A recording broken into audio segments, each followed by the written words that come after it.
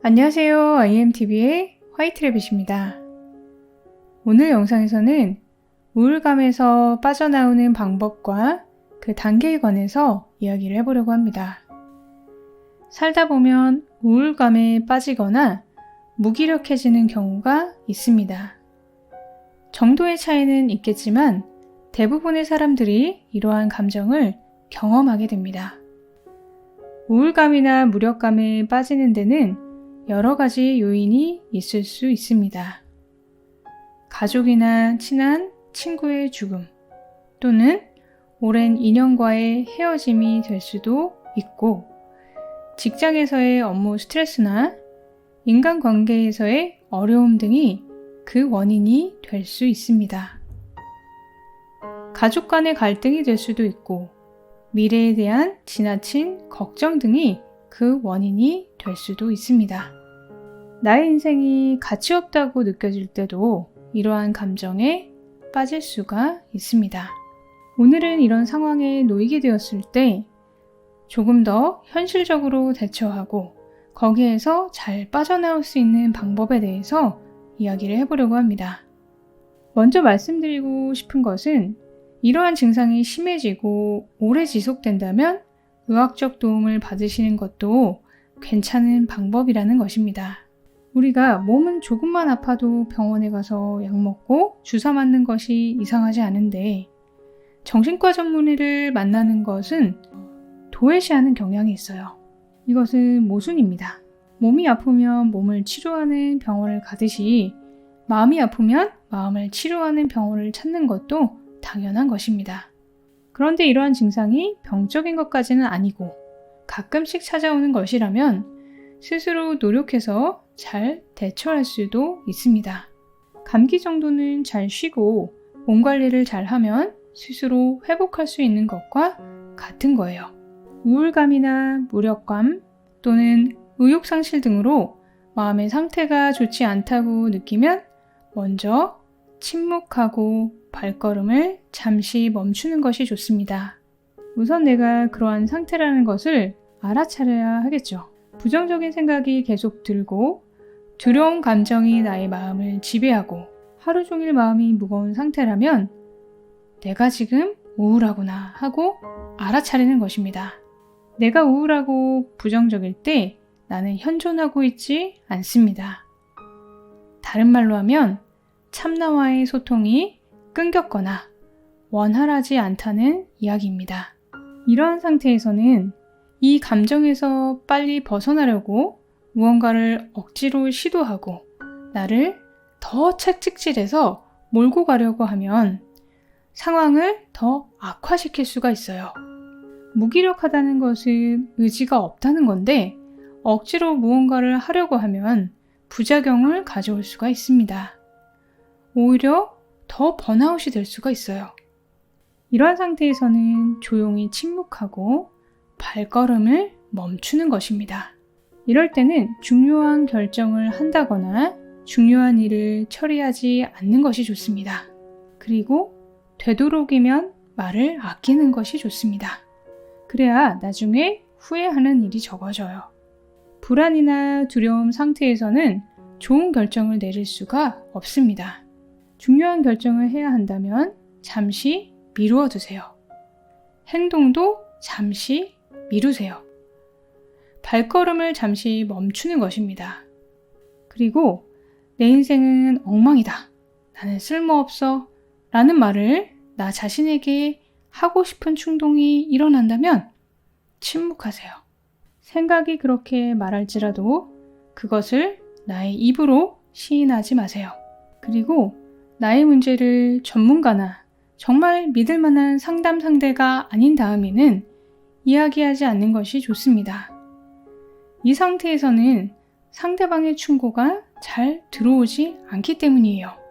오히려 나의 좋지 않은 상태에서 내가 그 사람에게 한 말이 그 사람에게 상처가 될 수도 있고 반대로 내가 상처를 받기도 쉽기 때문입니다. 모든 문제의 해결은 내면에 있습니다. 내면에서 해결되면 끝나는 거예요. 참나와의 접속을 원활히 하고 참나와의 관계를 회복하는 것이 먼저입니다.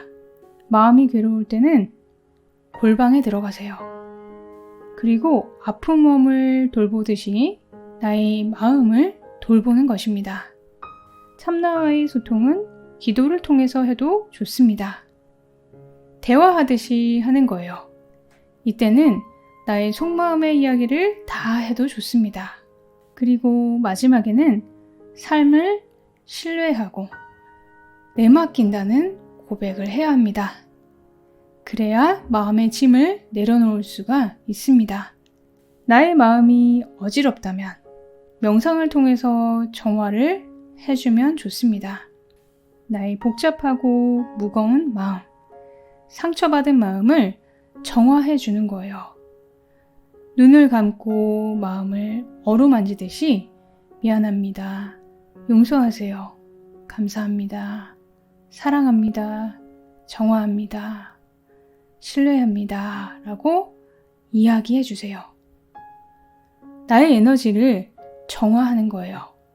나에게 상처가 된 어떤 사건이나 걱정거리들이 떠오른다면 그것들이 떠올랐을 때 일어나는 나의 감정을 계속 정화해 주는 것입니다.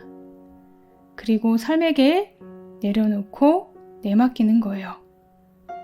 말로써 내려놓고 내맡깁니다 라고 계속 고백하세요.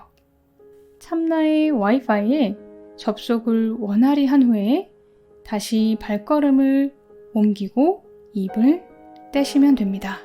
친구나 동료에게 나의 고민을 반복해서 이야기하는 것은 잠시 위로를 받을 수 있을지 몰라도 근본적인 해결책은 될 수 없습니다. 참나와의 접속이 원활하도록 회복하는 것이 근본적인 문제의 해결책입니다. 그리고 우울감이나 무력감에 빠졌을 때 벗어날 수 있는 또 한 가지 팁을 드리자면 평소에 마음 공부 노트나 일기를 쓰는 것이 도움이 됩니다. 내가 마음 공부를 하면서 느꼈던 것들, 깨달았던 것들을 기록해 두는 거예요. 매일매일 하지 않으셔도 상관없습니다. 내가 힘들었을 때 어떻게 참나가 내 삶에 간섭했는지, 그리고 살아가면서 감사했던 것들을 경험할 때마다 기록해 두는 거예요.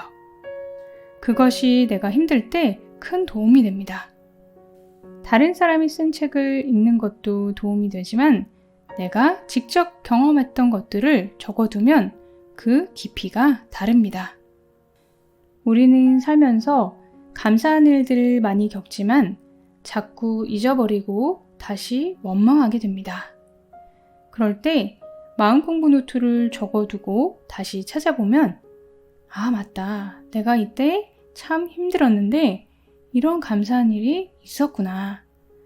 내가 이런 고마움을 또 잊어버렸구나. 하고 이 노트가 나를 일깨워줄 수 있습니다.